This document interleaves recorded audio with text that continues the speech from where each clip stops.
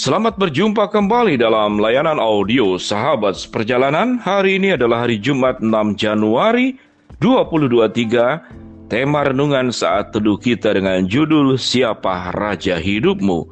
Siapa Raja Hidupmu? Firman Tuhan terambil dalam Mazmur 97 ayat yang pertama sampai dengan kedua. Demikian bunyi firman Tuhan. Tuhan adalah Raja, biarlah bumi bersorak-sorak, biarlah banyak pulau bersuka cita. Awan dan kekelaman ada sekeliling dia. Keadilan dan hukum adalah tumpuan tahtanya. Mari kita berdoa. Bapa yang di dalam surga, kami ingin belajar bahwa yang menjadi raja dalam kehidupan kami hanyalah Engkau dan bukan yang lain. Sehingga kepatuhan ketundukan kami hanya kepada Tuhan, melebihi ketundukan dan kepatuhan kami kepada apapun juga. Dalam nama Tuhan Yesus kami berdoa. Amin. Shalom sahabat seperjalanan yang dikasihi Tuhan. Siapa raja hidupmu? Di dalam dunia ini kita bertemu dengan banyak raja. Pelajaran-pelajaran sekolah kita belajar tentang raja-raja yang ada di Indonesia, raja-raja yang ada di dunia dari dulu sampai sekarang. Dan kemudian setiap raja pada akhirnya kita menemukan adanya pemakaman, adanya tempat kematian, baik di dalam tanah, baik di gua, baik di dalam batu yang terbuat dari batu atau apapun juga. Apa akhir dari kehidupan setiap raja-raja yang ada dalam dunia ini? Yaitu akan dimakamkan. Kemudian akan melewati sebuah proses yang akan merusak setiap jasad hidupnya, setiap raga badannya, itu akan rusak. Sewaktu raja-raja di dalam dunia ini, dia akan dapat perlakuan-perlakuan yang sangat istimewa. Termasuk orang-orang berpengaruh, orang-orang hebat di dalam dunia ini. Dia bisa pergi dengan memakai jet pribadi.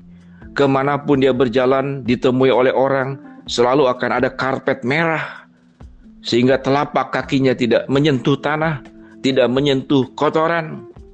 Disambut di tempat-tempat terhormat, di hotel berbintang 5. Dan kalau kemudian dia ada di sebuah tempat tunggu, transit dan segala macam, ada tempat yang namanya VVIP.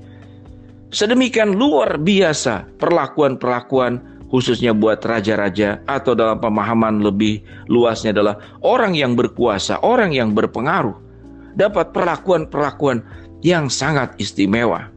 Sahabat seperjalanan, namun apa akhir daripada kehidupan semua raja di dalam dunia ini? Akan berakhir di pemakaman, akan berakhir di dalam tanah atau di gua-gua, di tempat-tempat berbatu yang diukir, disimpan, atau ada sebagian mayat yang disimpan di ruangan tertentu, kemudian diawetkan agar tetap terlihat, namun prosesnya tetap dia tidak punya kuasa lagi. Untuk mengedipkan mata pun tidak sanggup, untuk menggenggam jemarinya sendiri pun dia tidak sanggup. Itulah raja manusia. Sewaktu kita belajar tentang siapa raja di atas segala raja, apa yang firman Tuhan katakan? Tuhan adalah Raja, biarlah bumi bersorak-sorak, biarlah banyak pulau bersuka cita. Raja di atas segala raja melebihi langit dan bumi. Raja di atas segala raja melebihi pulau-pulau.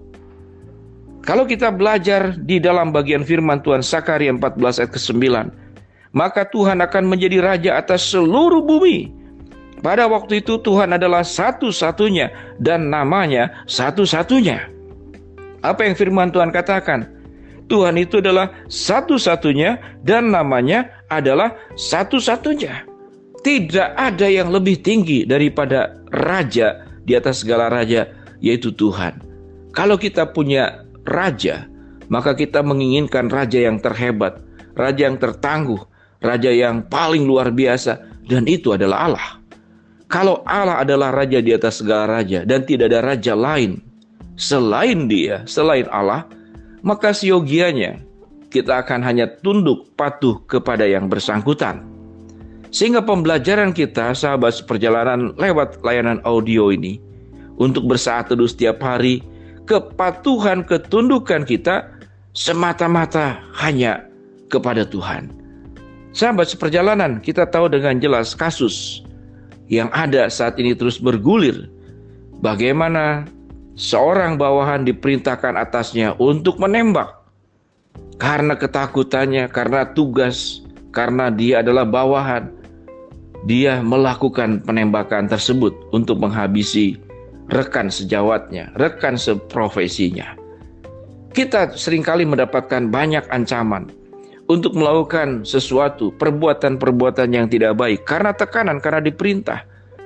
Dan tentu ada ketakutan kalau kita tidak menjalankannya, maka akan berdampak kita dipecat atau mungkin kita sendiri yang dihilangkan, dibinasakan, ditembak, dimatikan. Bisa semuanya itu terjadi. Namun kalau kita sadar di atas segala kuasa manusia, ada raja di atas segala raja yang maha kuasa. Ada raja di atas segala raja yang akan mengadili setiap apapun yang diperbuat oleh manusia. Ketidakadilan, kesewenang-wenangan, tekanan, intimidasi, ancaman yang menimbulkan rasa ketakutan yang mendalam luar biasa. Termasuk saya pernah mengalami peristiwa pada tahun sekian puluh tahun yang lalu. Sebuah konflik di Indonesia yang sedemikian luar biasa. Banyak orang dibunuh, banyak wanita yang diperkosa. Mereka semua ketakutan lari ke luar negeri. Yang punya keuangan terbatas lari ke pulau-pulau yang masih relatif lebih aman. Ada yang ke Bali, ada yang ke Manado, ada yang ke tempat-tempat ke wilayah timur yang lainnya. Sahabat seperjalanan, itu sangat mencekam. Namun kalau kita memahami bahwa kita punya raja di atas segala raja yang akan menjamin hidup kita, yang akan melindungi kita, maka seyogianya kepatuhan kita sepenuhnya hanya kepada Allah yang menciptakan alam semesta. Hanya kepada Allah, Raja di atas segala raja, yang menjamin hidup kita. Mungkin dunia bisa menyentuh fisik kita, tapi tidak bisa menyentuh akan kesetiaan kita kepada Tuhan. Tidak akan bisa menyentuh roh kita yang jauh lebih penting.